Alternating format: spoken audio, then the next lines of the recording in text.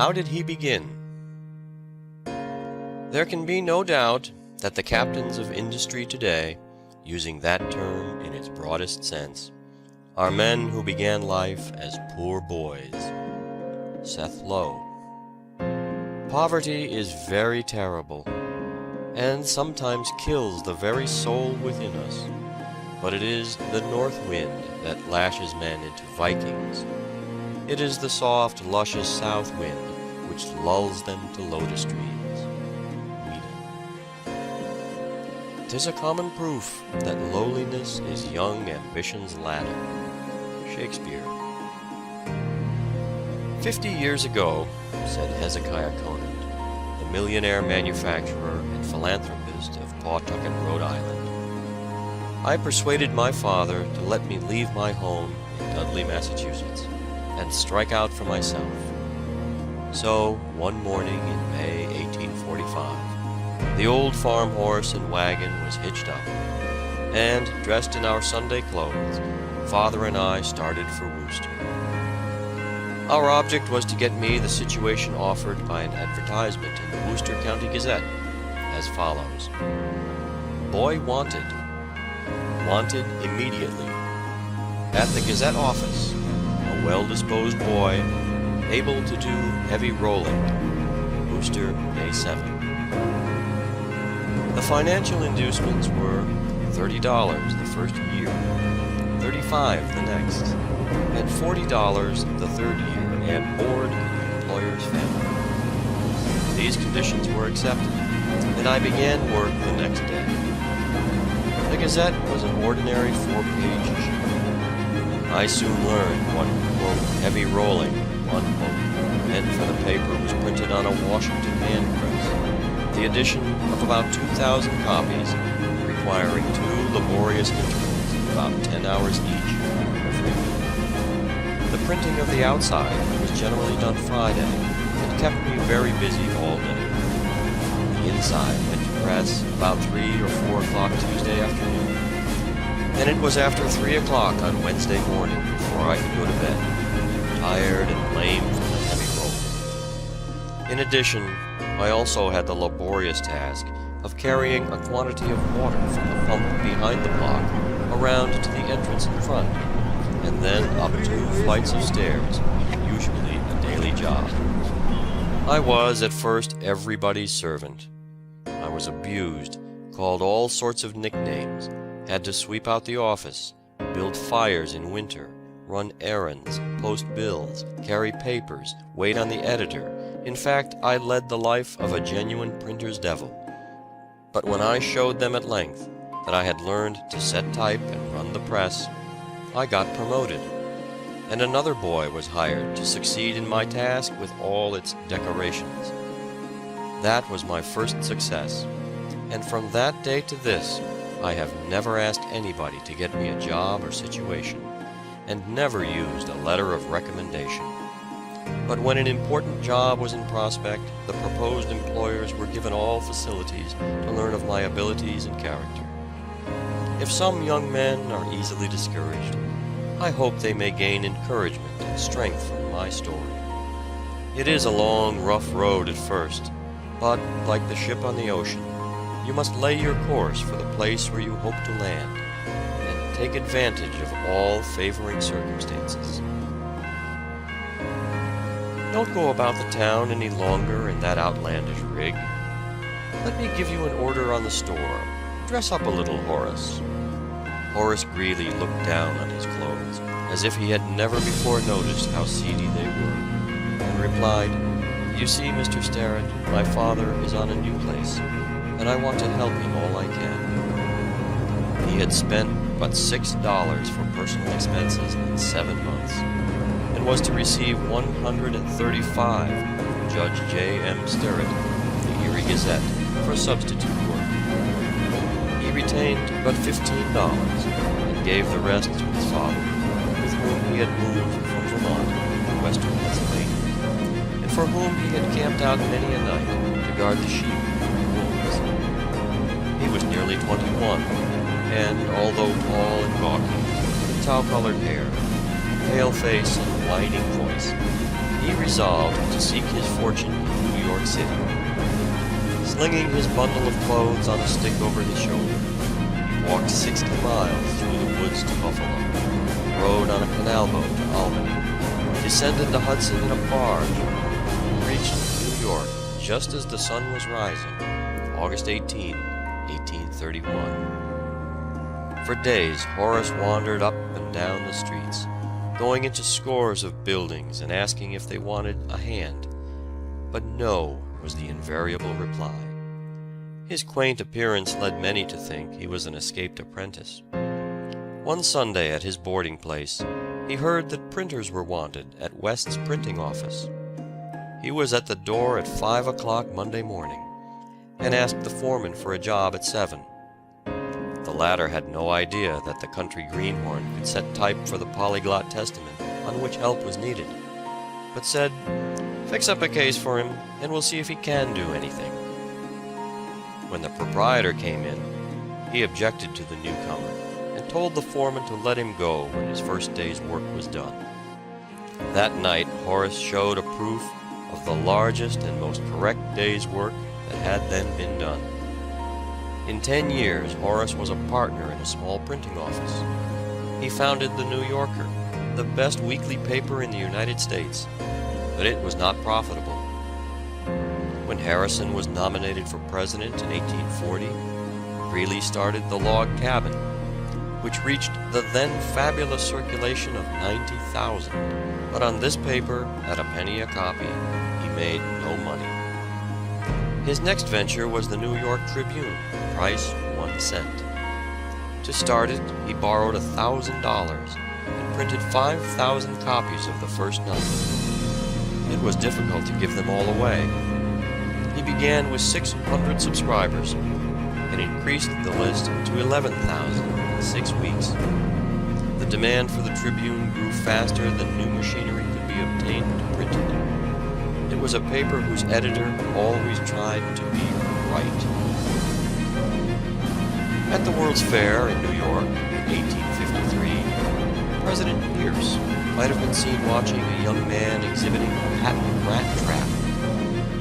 He was attracted by the enthusiasm and diligence of the young man, but never dreamed that he would become one of the richest men in the world. It seemed like small business for J. Gould to be exhibiting a rat trap, but he did it well, with enthusiasm. In fact, he was bound to do it as well as it could be done. Young Gould supported himself by odd jobs and surveying, paying his way by erecting sundials for farmers at $1 apiece, frequently taking his pay in board. Thus he laid the foundation for the business career in which he became so rich. Frederick Douglass started in life with less than nothing, for he did not own his own body, and he was pledged before his birth to pay his master's debts. To reach the starting point of the poorest white boy, he had to climb as far as the distance which the latter must ascend if he would become President of the United States. He saw his mother but 2 or 3 times, and then in the night, when she would walk 12 miles to be with him an hour, returning in time to go into the field at dawn. He had no chance to study, for he had no teacher, and the rules of the plantation forbade slaves to learn to read and write. But somehow, unnoticed by his master, he managed to learn the alphabet from scraps of paper and patent medicine almanacs, and no limits could then be placed to his career. He put to shame thousands of white boys. He fled from slavery at 21, went north and worked as a stevedore in New York and New Bedford. At Nantucket, he was given an opportunity to speak in an anti-slavery meeting, and made so favorable an impression that he was made agent of the Anti-Slavery Society of Massachusetts. While traveling from place to lecture, he would study with all his might. He was sent to Europe to lecture, and won the friendship of several Englishmen who gave him $750, with which he purchased his freedom. He edited a paper in Rochester, New York, and afterward conducted the New Era in Washington. For several years, he was Marshal of the District of Columbia.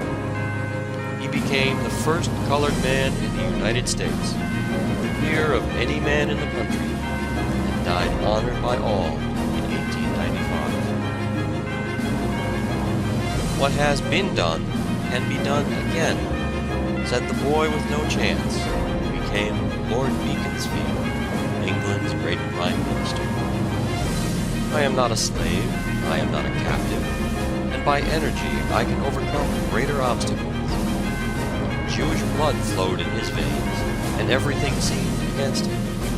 But he remembered the example of Joseph, who became Prime Minister of Egypt 4,000 years before, and that of Daniel, who was Prime Minister to the greatest despot of the world 5 centuries before the birth of Christ.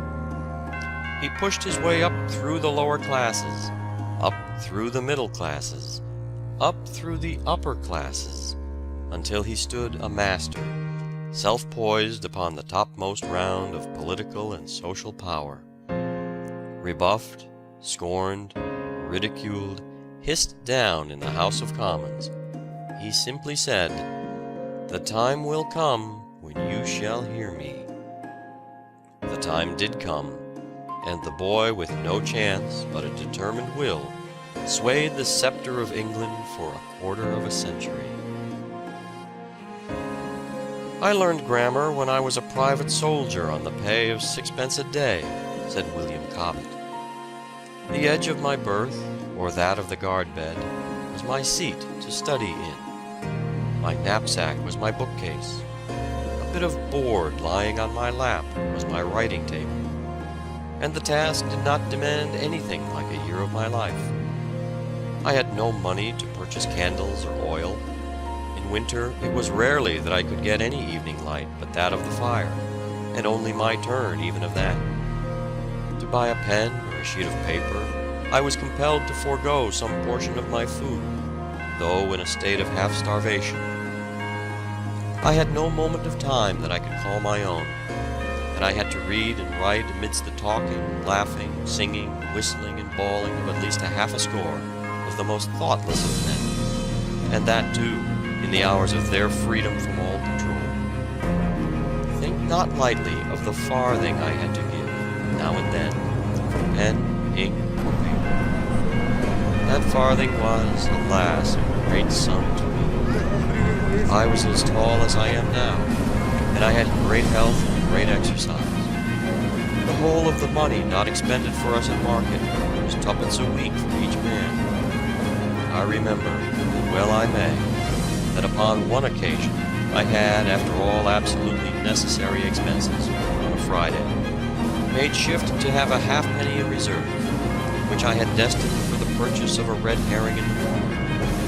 But when I pulled off my clothes at night, so hungry then as to be hardly able to endure life, I found that I had lost my everything. I buried my head under the miserable sheet and rug, and cried like a child. If I, under such circumstances, could encounter and overcome this task, he added, can there be in the world a youth to find any excuse for its non-performance? "I have talked with great men," Lincoln told his fellow clerk and friend, Greene, according to McClure's magazine, "and I do not see how they differ from others." He made up his mind to put himself before the public, and talked of his plans to his friends. In order to keep in practice in speaking, he walked 7 or 8 miles to debating clubs. Practicing polemics was what he called the exercise. He seems now for the first time to have begun to study subjects. Grammar was what he chose. He sought Mentor Graham, the schoolmaster, and asked his advice. "If you are going before the public," Mr. Graham told him, "you ought to do it." But where could he get a grammar? There was but one in the neighborhood, Mr. Graham said, and that was 6 miles away. Without waiting for more information, the young man rose from the breakfast table, walked immediately to the place, borrowed this rare copy of Kirkham's grammar, and before night was deep in its mysteries. From that time on, for weeks, he gave every moment of his leisure to mastering the contents of the book. Frequently he asked his friend Green to hold the book while he recited, and when puzzled by a point, he would consult Mr. Graham. Lincoln's eagerness to learn was such that the whole neighborhood became interested. The Greens lent him books. The schoolmaster kept him in mind and helped him as he could. And even the village cooper let him come into his shop and keep up a fire of shavings sufficiently bright to read by at night. It was not long before the grammar was mastered. "Well," he said to his fellow clerk, Green, "if that's what they call science, I think I'll go in another." He had made another discovery, that he could conquer subjects. The poor and friendless lad, George Peabody, weary, footsore, and hungry, called at a tavern in Concord, New Hampshire, and asked to be allowed to saw wood for lodging and breakfast. Half a century later, he called there again, and then George Peabody was one of the greatest millionaire bankers of the world. Bishop Fowler says, "It is one of the greatest encouragements of our age that ordinary men with extraordinary industry reach the highest stations." Greeley's father, because the boy tried to yoke the off ox on the near side, said, "That boy will never get along in the world. He'll never know enough to come in when it rains."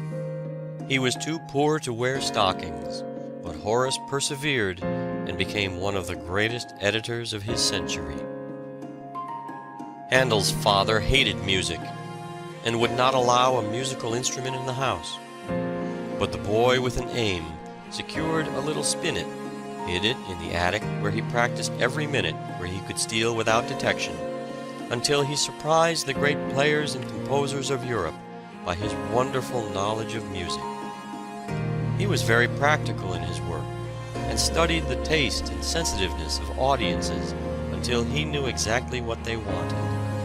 Then he would compose something to supply the demand. He analyzed the effect of sounds and combinations of sounds upon the senses, and wrote directly to human needs. His greatest work, The Messiah, was composed in Dublin for the benefit of poor debtors who were imprisoned there. The influence of this masterpiece was tremendous. It was said it outpreached the preacher, outprayed prayers, reformed the wayward, softened stony hearts, as it told the wonderful story of redemption in sound. A.T. Stewart began life as a teacher in New York at $300 a year. He soon resigned and began that career as a merchant, in which he achieved a success almost without precedent. Honesty, one price, cash on delivery, and business on business principles his invariable rules. Absolute regularity and system reigned in every department. In 50 years, he made a fortune of from $30 to $40 million. He was nominated as Secretary of the Treasury in 1869, but it was found that the law forbids a merchant to occupy that position. He offered to resign, or to give the entire profits of his business to the poor of New York, as long as he should remain in office. President Grant declined to accept such an offer. Poor Kepler struggled with constant anxieties, and told fortunes by astrology for a livelihood, saying that astrology is the daughter of astronomy, ought to keep her mother. But fancy a man of science wasting precious time over horoscopes. "I supplicate you," he writes to Meslin, "if there is a situation vacant at Tübingen, do what you can to obtain it for me, and let me know the prices of bread and wine and other necessaries of life, for my wife is not accustomed to live on beans." He had to accept all sorts of jobs. He made almanacs and served anyone who would pay him. Who would have predicted that the modest, gentle boy, Raphael, without either riches or noted family, would have worked his way to such renown, or that one of his pictures, but 66 3/4 inches square, the Mother of Jesus, would be sold to the Empress of Russia for $66,000. His Ansidai Madonna was bought by the National Gallery for $350,000. Think of Michelangelo working for 6 florins a month and 18 years on St. Peter's for nothing. Dr. Johnson was so afflicted with King's evil that he lost the use of one eye. The youth could not even engage in the pastimes of his mates, as he could not see the gutter without bending his head down near the street. He read and studied terribly. Finally, a friend offered to send him to Oxford, but he failed to keep his promise, and the boy had to leave. He returned home, and soon afterward his father died insolvent. He conquered adverse fortune and bodily infirmities with the fortitude of a true hero. Ichabod Washburn, a poor boy born near Plymouth Rock, was apprenticed to a blacksmith in Worcester, Mass., and was so bashful that he scarcely dared to eat in the presence of others. But he determined that he would make the best wire in the world. He would contrive ways and means to manufacture it in enormous quantities. At that time there was no good wire made in the United States. One house in England had the monopoly of making steel wire for pianos for more than a century. Young Washburn, however, had grit, and was bound to succeed. His wire became the standard everywhere. At one time he made 250,000 yards of iron wire daily, consuming 12 tons of metal, and requiring the services of 700 men. He amassed an immense fortune, of which he gave away a large part during his life, and bequeathed the balance to charitable institutions. John Jacob Astor left home at 17 to acquire a fortune. His capital consisted of $2 and 3 resolutions: to be honest, to be industrious, and not to gamble. 2 years later, he reached New York, and began work in a fur store at $2 a week and his board. Soon learning the details of the business, he began operations on his own account. By giving personal attention to every purchase and sale, roaming the woods to trade with the Indians, or crossing the Atlantic to sell his furs at a great profit in England, he soon became the leading fur dealer in the United States. His idea of what constitutes a fortune expanded faster than his acquisitions. At 50, he owned millions. At 60, his millions owned him. He invested in land, becoming in time the richest owner of real estate in America. Generous to his family, he seldom gave much for charity. He once subscribed $50 for some benevolent purpose, when one of the committee of solicitation said, "We did hope for more, Mr. Astor. Your son gave us $100. "Ah," chuckled the rich furrier, "William has a rich father. Mine was poor." Elihu Burritt wrote in a diary kept at Worcester, whither he went to enjoy its library privileges, such entries as these: Monday, June 18. Headache. 40 pages Cuvier's Theory of the Earth. 64 pages of French. 11 hours of fortune. Tuesday, June 19. 60 lines Hebrew. 30 Danish. 10 lines Bohemian. 9 lines Polish. 15 names of stars. 10 hours of fortune. Wednesday, June 20. 25 lines Hebrew. 8 lines Syriac. 11 hours fortune. He mastered 18 languages and 32 dialects. He became eminent as the learned blacksmith, and for his noble work in the service of humanity. Edward Everett said of the manner in which this boy with no chance acquired great learning, "It is enough to make one who has had good opportunities for education hang his head in shame." I was born in poverty, said Vice President Henry Wilson. Want sat by my cradle. I know what it is to ask a mother for bread when she has none to give. I left my home at 10 years of age and served an apprenticeship of 11 years, receiving a month's schooling each year, and at the end of 11 years of hard work, a yoke of oxen and 6 sheep, which brought me $84. I never spent the sum of $1 for pleasure, counting every penny from the time I was born till I was 21 years of age. I know what it is to travel weary miles and ask my fellow men to give me leave to toil. In the first month after I was 21 years of age, I went into the woods, drove a team, and cut mill logs. I rose in the morning before daylight and worked hard till after dark, and received the magnificent sum of $6 for the month's work. Each of these dollars looked as large to me as the moon looks tonight. Many a farmer's son, says Thurlow Weed, has found the best opportunities for mental improvement in his intervals of leisure while tending sapbush. Such, at any rate, was my own experience. At night, you had only to feed the kettles and keep up the fires, the sap having been gathered and the wood cut before dark. During the day, we would always lay in a good stock of fat pine, by the light of which, blazing bright before the sugar house, in the posture the serpent was condemned to assume, as a penalty for tempting our first grandmother. I passed many a delightful night in reading.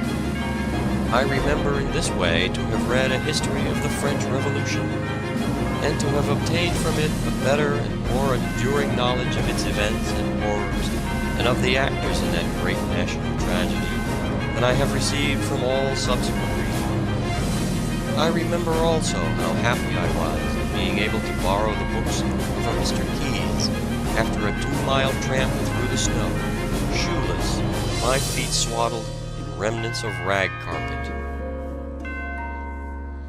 That fellow will beat us all some day, said a merchant speaking of John Wanamaker and his close attention to his work. What a prediction to make of a young man who started business with a little clothing and a handcart in the streets of Philadelphia.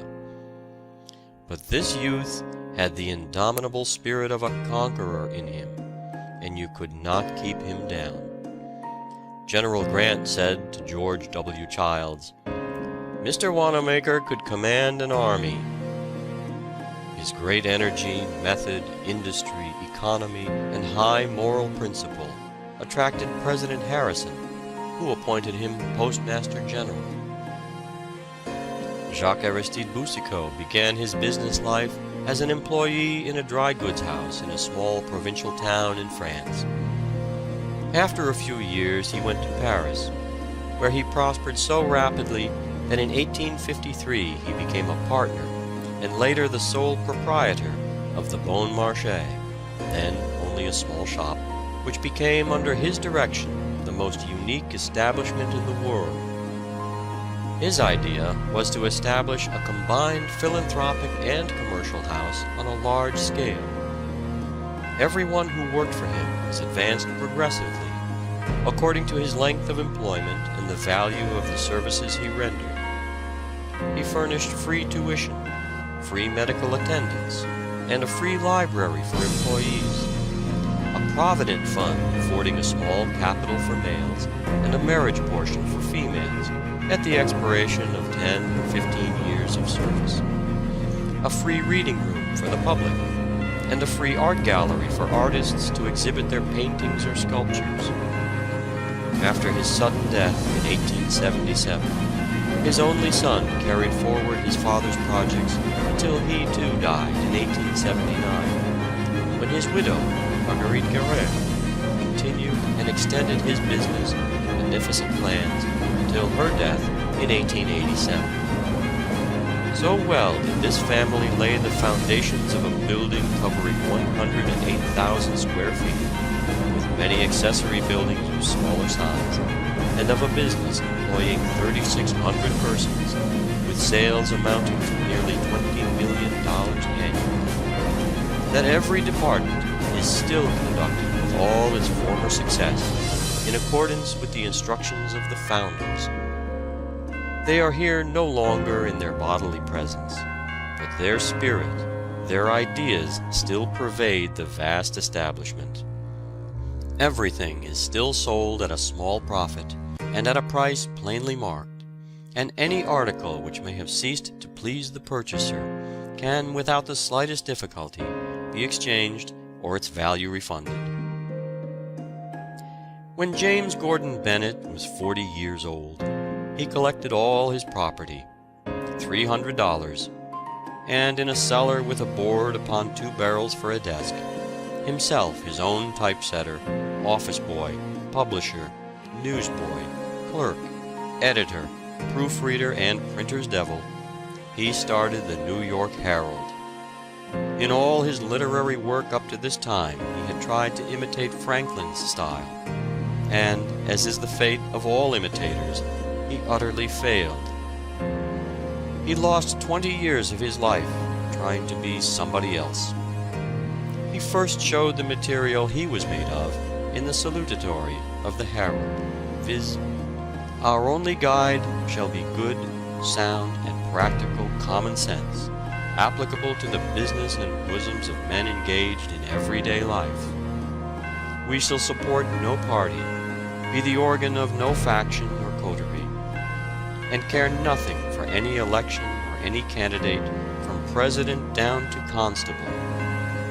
We shall endeavor to record facts on every public and proper subject, stripped of verbiage and coloring, with comments when suitable, just, independent, fearless, and good-tempered." Joseph Hunter was a carpenter, Robert Burns a plowman, Keats a druggist, Thomas Carlyle a mason, Hugh Miller a stonemason.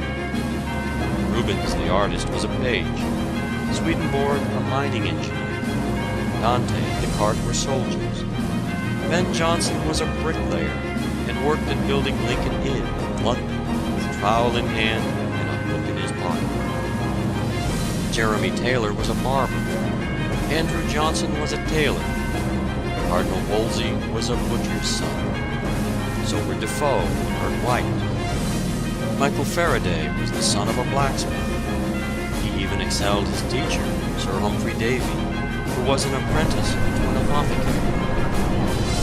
Virgil was the son of a porter, Homer of a farmer, Pope of a merchant, Horace of a shopkeeper, Demosthenes of a cutler, Milton of a money scrivener, Shakespeare of a wool stapler, and Oliver Cromwell of a brewer. John Wanamaker's first salary was $1.25 per week. A.T. Stewart began his business life as a school teacher. James Keene drove a milk wagon in a California town. Joseph Pulitzer, proprietor of the New York World, once acted as a stoker on a Mississippi steamboat. When a young man, Cyrus Field was a clerk in a New England store. George W. Childs was an errand boy for a bookseller at $4 a month. Andrew Carnegie began work in a Pittsburgh telegraph office at $3 a week. C.P. Huntington sold butter and eggs for what he could get, a pound a dozen. Whitelaw Reid was once a correspondent of a newspaper in Cincinnati at $5 per week. Adam Forepaugh was once a butcher in Philadelphia. Sarah Bernhardt was a dressmaker's apprentice. Adelaide Nielsen began life as a child's nurse. Miss Braddon, the novelist, was a utility actress in the provinces. Charlotte Cushman was the daughter of poor people. Mr. W. O. Stoddard, in his Men of Business, tells a characteristic story of the late Leland Stanford. When 18 years of age, his father purchased a tract of woodland, but had not the means to clear it as he wished. He He told Leland that he could have all he could make from the timber if he would leave the land clear of trees. A new market had just then been created for cordwood, and Leland took some money that he had saved, hired other choppers to help him, and sold over 2,000 cords of wood to the Mohawk and Hudson River Railroad at a net profit of $2,600. He used this sum to start him in his law studies, and thus, as Mr. Stoddard says, chopped his way to the bar. It is said that the career of Benjamin Franklin is full of inspiration for any young man. When he left school for good, he was only 12 years of age. At first, he did little but read. He soon found, however, that reading alone would not make him an educated man, and he proceeded to act upon this discovery at once. At school, he had been unable to understand arithmetic. Twice he had given it up as a hopeless puzzle, and finally left school almost hopelessly ignorant upon the subject. But the printer's boy soon found his ignorance of figures extremely inconvenient. When he was about 14, he took up for the third time the Cocker's arithmetic, which had baffled him at school, and ciphered all through it with ease and pleasure. He then mastered a work upon navigation, which included the rudiments of geometry, and thus tasted, quote, the inexhaustible charm of mathematics, unquote. He pursued a similar course, we are told, in acquiring the art of composition, in which, at length, he excelled most of the men of his time. When he was but a boy of 16, he wrote so well that the pieces which he slyly sent to his brother's paper were thought to have been written by some of the most learned men in the colony. Henry Clay, the mill boy of the Slashes, was one of 7 children of a widow too poor to send him to any but a common country school, where he was drilled only in the 3 R's. But he used every spare moment to study without a teacher, and in after years he was a king among self-made men. The most successful man is he who has triumphed over obstacles, disadvantages, and discouragements. It is Goodyear in his rude laboratory, enduring poverty and failure until the pasty rubber is at length hardened. It is Edison biding his time in baggage car and in printing office until that mysterious light and power glows and throbs at his command. It is Carey on his cobbler's bench, nourishing the great purpose that at length carried the message of love to benighted India. These are the cases and examples of true success.